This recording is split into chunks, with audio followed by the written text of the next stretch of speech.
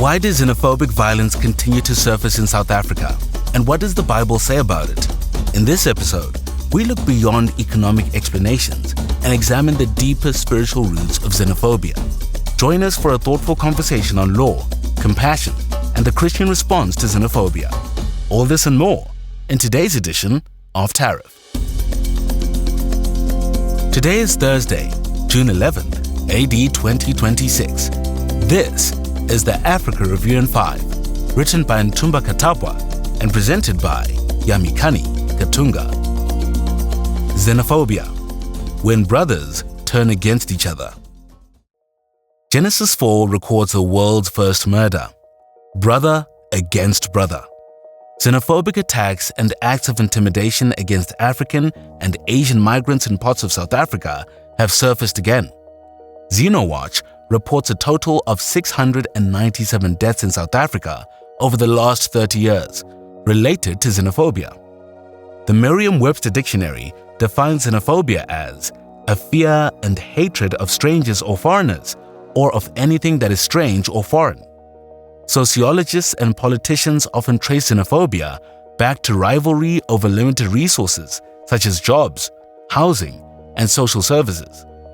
Here are 3 reasons this symptom-level sociological analysis offers an unsatisfactory explanation.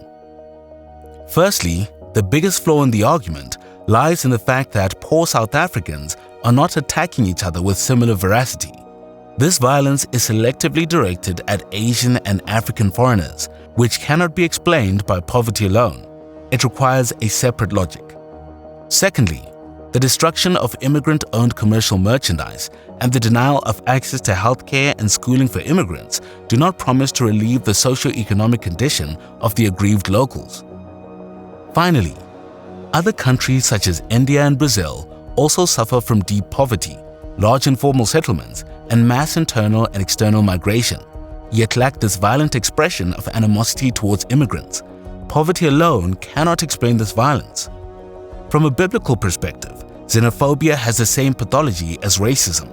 It is the cocktail of envy, hate, and slander. It is not the innocent admiration of another's prosperity. Rather, it is the active deprivation of another's good and another's welfare. Musiemi characterizes envy as a self-centered devotion which delights in another's harm. It goes something like, if I'm struggling to make ends meet in my own country, what gives a foreign national the right to come here and do better than me? And it causes one to loot and destroy the commercial merchandise of another. As we learn from the case of the 2 prostitutes appealing to King Solomon for a judgment in 1 Kings 3 verse 26, envy says, if I cannot have it, you cannot have it either. Slander seeks to do injury to another through prejudice, and the Bible characterizes those who do so as fools, those who reject wisdom. Sure, in any population in a fallen world, there are bound to be undesirable elements, but is it fair to indiscriminately characterize all black immigrants as criminals and drug dealers? That is as slanderous as calling all South Africans xenophobes.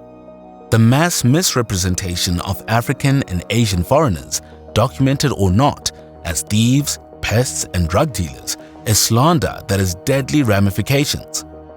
Hatred leads to dehumanization and murder. Those vulnerable migrants are seen by the protesters as less than human.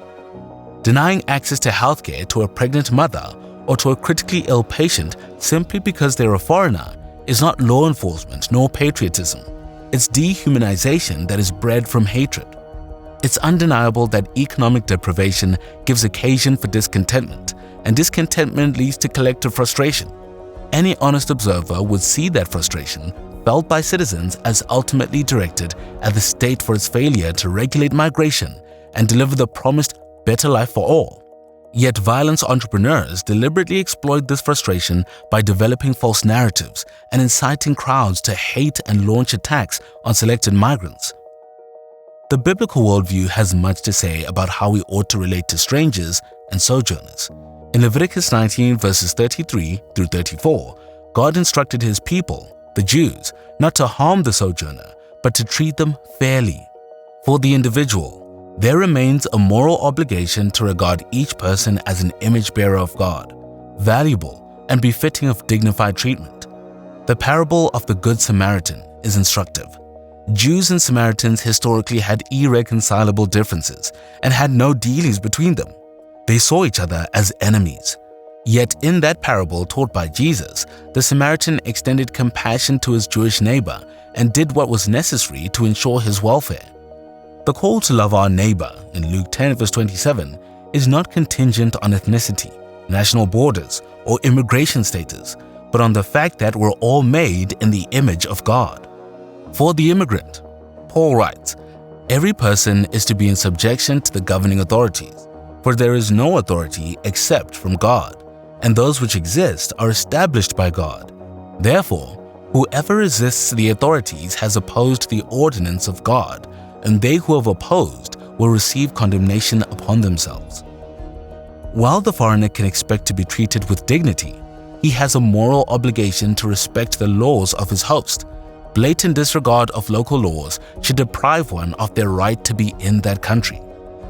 For the South African government, Romans 13 verses 3 through 4 teaches that governing authorities must rule justly, protect the law-abiding citizens, and punish the lawless. On the one hand, it has a moral imperative to enforce its own immigration laws to protect inhabitants from external threats. And on the other hand, it must clamp down on all lawlessness without partiality, and that includes those who undermine legal entry as well as those who participate in acts of vigilantism. The lack of prosecution for xenophobic violence, despite those acts being documented, filmed, and broadcast, only serves to embolden protesters. The government should not bear the sword in vain. Revelations of the Madlanga Commission reveal deep dysfunction within institutions entrusted with maintaining law and order.